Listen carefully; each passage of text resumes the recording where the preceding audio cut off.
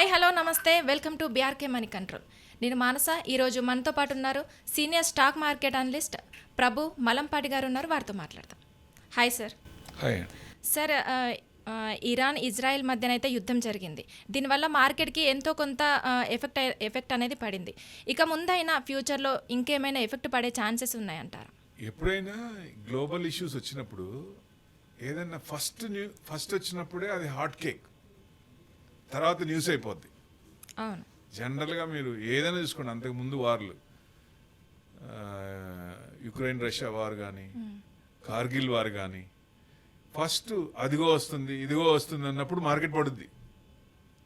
ఎప్పుడైతే అది స్టార్ట్ అయిపోయిందో మార్కెట్ దాని పని దాన్ని చేసుకుంటూ పోద్ది. ఓకే. సేమ్ సిచ్యువేషన్ ఇవాళ. అంటే దానికి దీనికి మార్కెట్కి అసలు సంబంధం ఏంటి సార్? ఎందుకు అంటే మార్కెట్ ఇప్పుడు ఏదైనా యుద్ధం జరుగుతున్నప్పుడు ఆ దేశానికి నష్టం వద్ది.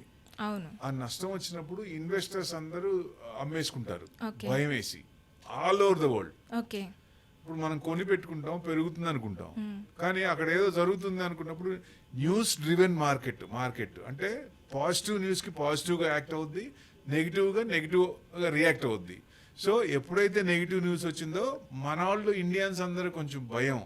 సో ఏదైనా నెగిటివ్ ఉందనగా దడదడ అమ్మేసుకుంటారు. అవును. అసలు అమ్మాల్సిన పని లేదు. ఇది రీట్రేస్మెంటే. ఇవి యుద్ధాలు అనేది వస్తే అప్పుడు ఈ ఇరాన్ ఇజ్రాయెల్ తీసుకుందాం ఇష్యూ. అది ఎట్లా, ఎందుకు అలా ఫేసాడని వచ్చింది? ఇప్పుడు మొన్నటిదాకేమో ఆర్బీఐ పాలసీ ఉన్నప్పుడు అది ట్రిగర్ పాయింట్. ఆర్బీఐ పాలసీ వచ్చినప్పుడు ఏమైంది, 50 బేసిస్ పాయింట్ కట్ చేశారు. సో మార్కెట్ బాగా ఫ్లరిష్ అయింది. అక్కడి నుంచి ఎంత పెరిగిందో అంత తగ్గిపోయింది. సో అక్కడి నుంచి ఇంకా పడుతుందా అంటే ఈ ఇష్యూని బట్టి ఉంటుంది. కాబట్టి ఇప్పుడు ఆ చుట్టుపక్కల ముస్లిం కంట్రీస్ అన్ని మనకు ఆయిల్ రావాలంటే అక్కడి నుంచే రావాలి, రైట్? ఇజ్రాయెల్ నుంచి రావాలా. సో వీళ్ళు దానికోసం కొట్టుకుంటా ఉన్నారు. సో మెయిన్ ఏంటంటే ఇరాన్ న్యూక్లియర్ 15 బాంబ్స్ తయారు చేస్తుంది. అది 15 దాదాపుగా అంటే 15 బాంబ్స్ 60% కంప్లీట్ అయింది. అదే 90% కంప్లీట్ అయిపోతే అది ఇంకా ఇది చేసుకోవచ్చు. సో అందుకని వాళ్ళు ఇప్పుడు ఇజ్రాయెల్ అనేది కంట్రీ ఎలా ఫామ్ అయిందంటే బ్రిటన్ అప్పుడు స్థాపించినట్టు ఈ ఇజ్రాయెల్ వాళ్ళతో పాటు పాలస్తీన్స్ కూడా ఉంటారు. అంటే ఇప్పుడు వాళ్ళు ఇరాన్ వాళ్ళు పాలస్తీన్స్ సపోర్ట్ తీసుకుంటే ఇజ్రాయెల్ వాళ్ళని బయటికి తరిమేయచ్చు. ఆ భయంతో ఇజ్రాయెల్ ఇప్పుడు ముందే అటాక్ చేసింది. ఆ అటాక్ చేసింది కూడా చాలా నాగ్గా చేసింది. వాళ్ళంటే నెతన్యాహు టూర్ మీద వెళ్తున్నారని, దీన్ని పట్టించుకోవట్లేదని, అంటే ఆయన వేరే పనిలో ఉన్నారని, అట్లా ఉన్నప్పుడు ఏమంటే అవతల వాళ్ళు ఏమంటే రియాక్ట్ అవ్వడు కదా, ఏమంటే అలర్ట్ అవ్వడు. సో వాళ్ళ పని కూల్గా వాళ్ళ పని వాళ్ళు చేసుకున్నప్పుడు ఇమ్మీడియట్ గా వీళ్ళు అటాక్ చేశారు. అన్ని విధాలుగా, విధాలు, అన్ని రకాలుగా, అన్ని వైపుల నుంచి. సో దానివల్ల వాళ్ళకి ఎఫెక్ట్ బాగా వచ్చింది ఇరాన్. ఎందుకంటే ఎవరైతే సైంటిస్టులు ఉన్నారో 6 సైంటిస్టులు ఈ న్యూక్లియర్ బాంబ్ తయారు చేయడానికి, 6లో 5 చంపేశారు. సో అప్పుడు ఈ న్యూక్లియర్ ఇది అనేది ముందుకు పోదు కదా. సో అట్లా వీళ్ళు కూడా డ్రోన్స్ తో రిటాలియేట్ చేశారు. అది ఇప్పుడు శనివారం సాయంత్రం. అందుకనే శనివారం మార్కెట్ జనరల్ గా పడింది. అది శుక్రవారం. ఇప్పుడు ఎందుకు పడింది అంటే ఇంకా చాలా రకాలు ఉంటాయి, పారామీటర్స్ అనేది ఎక్కువ ఉంటాయి. ఒకసారి మార్కెట్ పడిందంటే పెరిగేటప్పుడేమో స్టెప్ బై స్టెప్ పెరుగుతుంది, పడేటప్పుడేమో అన్ని ఒకేసారి వస్తాయి, దడ పడుద్ది. సో అప్పుడేంటి, ఫ్రైడే కాబట్టి పొజిషన్స్ పెట్టుకోరు, క్యారీ ఫార్వర్డ్ చేయకూడదు. ట్రంప్ విషయం తెలిసిందే, ఆయన ఎప్పుడు డాన్స్ చేస్తాడో తెలియదు. సో దానివల్ల ఏమవుతుంది, ఈ రాత్రికి ఏమైనా చెప్తే మండే మార్నింగ్ మళ్ళీ డౌన్ అవుతే కష్టం కదా. అందుకని పొజిషన్స్ క్యారీ ఫార్వర్డ్ చేయరు. సో డెఫినెట్ గా దానివల్ల పొజిషన్స్ అన్ని క్లియర్ చేసుకుంటారు. దానివల్ల ఒక స్టెప్ మార్కెట్ కొంచెం తగ్గిందండి. ప్లస్ యుఎస్ లో ఏంటంటే Thursday holiday, Friday quadruple witching day. అంటే US stock options, US futures అన్ని ఒకే రోజు ఎక్స్పైరీ. సో దానివల్ల ఏమవుతుంది, వోల్టాలిటీ ఎక్కువ ఉంటుంది, ఎక్కువ అప్ అండ్ డౌన్ ఛాన్స్ అయి ఉంటుంది అనమాట. సో దానివల్ల కూడా ఎక్కువ ఇదవుతుంది. సో పడిందని ఇవన్నీ కారణం. అంటే ఈ వార్తో పాటు ఇది కూడా, ఇవన్నీ కూడా యాడ్ అయినాయి కాబట్టి ఫ్రైడే పడింది. ఇది జనరల్గా నేనేమంటా అంటే ఇది ఇంటర్నల్. ఇప్పుడు ఇరాన్ ఇజ్రాయెల్ వార్ అనేది ఇంటర్నల్, ఎప్పటి నుంచో నడుస్తున్న రావణ కాష్టం, అది ఇవాళది కాదు.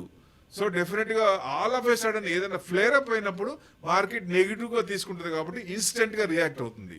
తర్వాత మళ్ళీ దాని పని చేసుకుంటుంది. అట్లనే ఇవాళ ప్లస్ లోనే ఉంది మార్కెట్. 60-70 పాయింట్స్ ప్లస్ ఓపెన్ అయ్యి అక్కడి నుంచి 200-220 పాయింట్స్ వెళ్ళి ఈ క్లోజింగ్ ఎలా అవుతుందో చూడాలి. క్లోజింగ్ పాజిటివ్ అవుద్ది అంటే లాస్ట్ వీక్ కొంచెం ఇదైనా ఈ వారం ప్లస్లోనే క్లోజ్ అవ్వచ్చు మార్కెట్. అంటే కొన్ని లెవెల్స్ ఉంటాయి, ఆ లెవెల్స్ కూడా చూద్దాం. ఎంతవరకు పోవచ్చు అంటే డౌన్ సైడ్ ఏదన్నా ఉంటే ఎంతవరకు పోవచ్చు, అప్ సైడ్ ఉంటే ఎంతవరకు పోవచ్చు. ఇట్లా ఈ వార్స్ అనేది ఇది నేను టీ కప్పులో తుఫానే అంటా. నేను ఈ ఇరాన్ ఇష్యూ వార్ని టీ కప్పు తుఫానే, వాళ్ళకి సంబంధించిందే, వరల్డ్కి సంబంధం కాదు. ఎందుకంటే ఈ మిగతా ఈ ఇస్లామిక్ కంట్రీస్ కూడా వీళ్ళతో యాడ్ అయ్యి, అక్కడేమో ఇరాన్లోనేమో చైనా వాడు యాడ్ అయ్యి, ఇక్కడ యుఎస్ ఉన్నాడు కదా సపోర్ట్ ఇజ్రాయెల్కి. సో అట్లా వాళ్ళు కూడా ఎంటర్ అయితే మటుకు కొంచెం ఫ్లేర్ అప్ అయ్యే ఛాన్స్ ఉంటుంది, అప్పుడు మార్కెట్ కొంచెం పడచ్చు. సో ఇప్పుడు ట్రంప్ ఏమంటున్నాడు, పుతిన్ వచ్చి ఇద్దరిని సెటిల్ చేయమంటున్నాడు, యుద్ధాన్ని ఆపమంటున్నాడు. అసలు అక్కడే పుతినే ఆల్రెడీ యుద్ధం చేస్తున్నాడు యుక్రెయిన్ మీద, ఆయన తీసుకొస్తారా? నేను అనుకోవటం ఏంటంటే మన ప్రైమ్ మినిస్టర్ 100% రైట్ మోడీనే, ఎందుకంటే ఆయన యుద్ధాలు వద్దన్నారు. ఇలాంటి వాళ్ళని పెట్టుకోవాలి. కానీ మనది ఏషియన్ కంట్రీస్ కదా, వాళ్ళు వెస్టర్న్ కంట్రీస్ కాబట్టి మనం యాక్సెప్ట్ చేయరు, అందుకే ఇవ్వట్లేదు ఛాన్స్. అయితే 100% మోడీనే పెట్టాలి. ట్రంప్ ఏమన్నాడు, వార్లన్నీ ఒక్క రోజులో ఆపుతా అన్నాడు. ఆపాడా? ఎన్నెళ్ళైంది సీట్లోకి వచ్చి జనవరిలో వచ్చాడు, ఇప్పుడు దాకా ఆపాడా? ఏం ఆపలేదు కదా. మరి ఇప్పుడు ఆయన మాట ఎవరుంటున్నారు? అన్ని తిక్కశాస్త్రలే కదా. అన్ని చేయటం, కోర్టు చేత ముట్టికాయ పెట్టించుకోవటం, సిటిజన్షిప్ దగ్గర నుంచి ప్రతిదీ అంతే కదా. సో ఆయన చేసే అన్ని ఎగ్జిక్యూటివ్ ఆర్డరే, ఇట్స్ నాట్ ఎ స్టాట్యూట్. ఒక స్టాట్యూట్ రావాలంటే వాళ్ళ హౌస్ ఆఫ్ రిప్రజెంటేటివ్స్ సెనేట్స్ లో బిల్లు పాస్ అవ్వాలి, అప్పుడే స్టాట్యూట్ అవుద్ది. ఈయన చెప్పేయన్నీ, ప్రెసిడెంట్ చెప్పేదని ఎగ్జిక్యూటివ్ ఆర్డరే, అది నడవదు.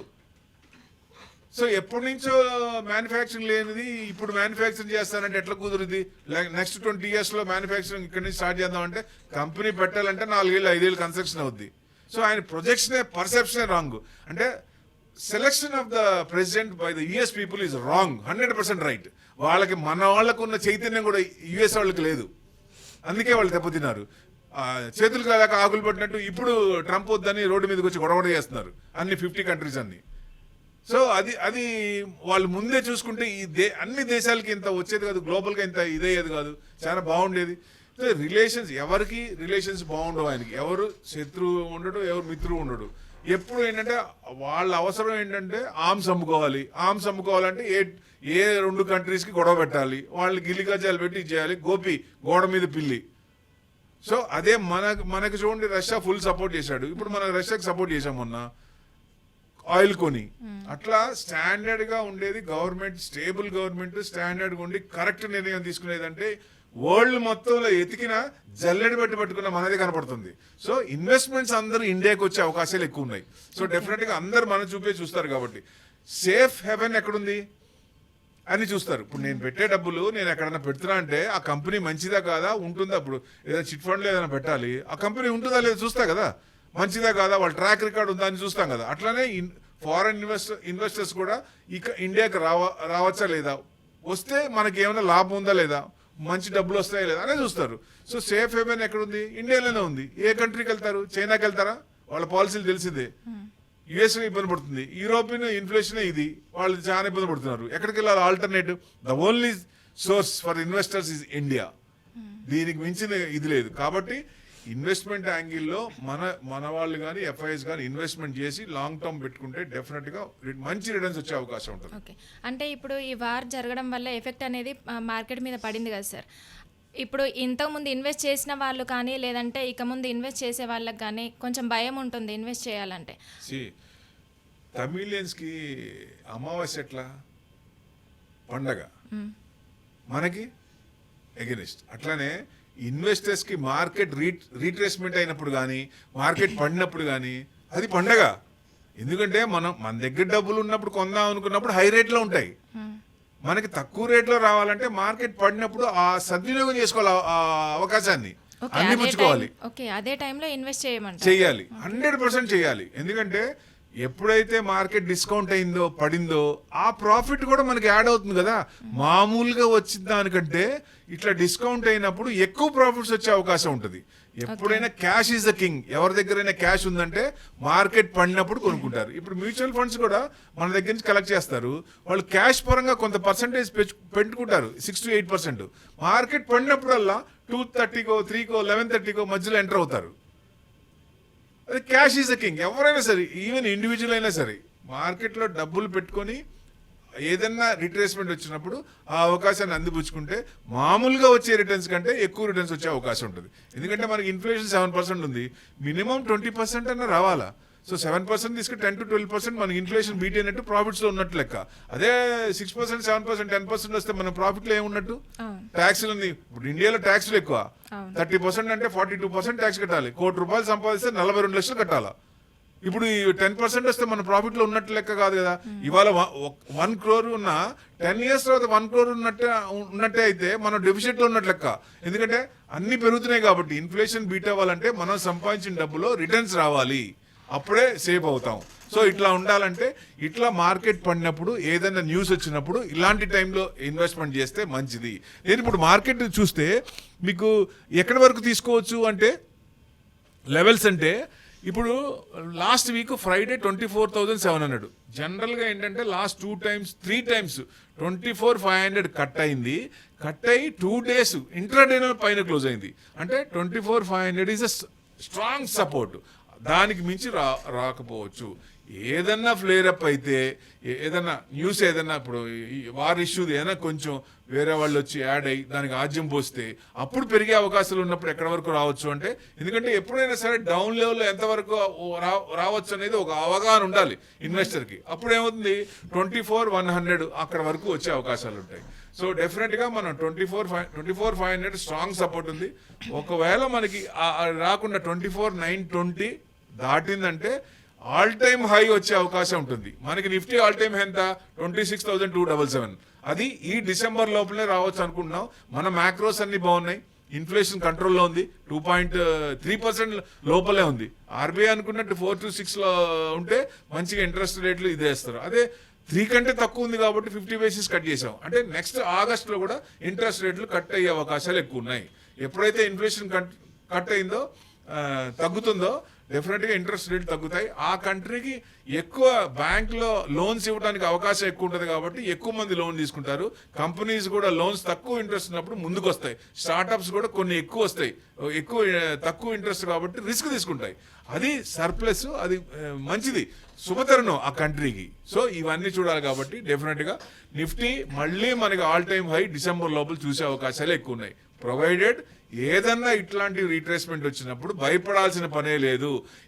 Be an investor, not a trader, be an investor. Definitely everyone earns a lot. అది మనకు కావాల్సింది. ఎందుకంటే మార్కెట్ పడినప్పుడు భయపడి అమ్ముకోవాల్సిన పని లేదు. ఎప్పుడైతే పడిందో మీ దగ్గర డబ్బులుంటే యావరేజ్ చేయండి, లేదా వెయిట్ చేయండి. That's only criteria. అసలు చెల్లించాల్సిన అవసరమే లేదు. 100% హ్యాపీగా తడిగుడ్డేసుకొని పడుకోవచ్చు. మనం కొనుక్కున్న, కాకపోతే కొనేటప్పుడు మంచి కంపెనీలు కొనండి, ఫండమెంటల్స్ ఉన్న కంపెనీ కొనండి. ఏదో రూపాయి తక్కువ, ₹2 ఫండమెంటల్స్ లేనివి చిన్న షేర్లు ఎక్కువ వస్తాయని చెప్పి అలాంటివి కొనొద్దు. ఫండమెంటల్స్ కొన్నప్పుడు హ్యాపీగా తడిగుడ్డేసుకొని పడుకోవచ్చు. మళ్ళీ అది ప్రాఫిట్ వచ్చేదాకా, మన టేస్ట్ ప్రకారం 30% 40% వచ్చేదాకా వెయిట్ చేసి అది అమ్మేసుకొని మళ్ళీ కొత్తది చూసుకోవాలి. ఇది ఈ రకంగా వెళ్ళొచ్చు. మార్కెట్ అన్ని బాగుంది, మ్యాక్రోస్ అన్ని బాగున్నాయి కాబట్టి ఏం డౌట్ లేదు. సో డెఫినెట్ గా ఈ వారం ప్లస్సే కావచ్చు. మాక్సిమం మీకు 24,920 దాటితే మటుకు 25,100 దాకా వెళ్ళే అవకాశం ఉంటుంది.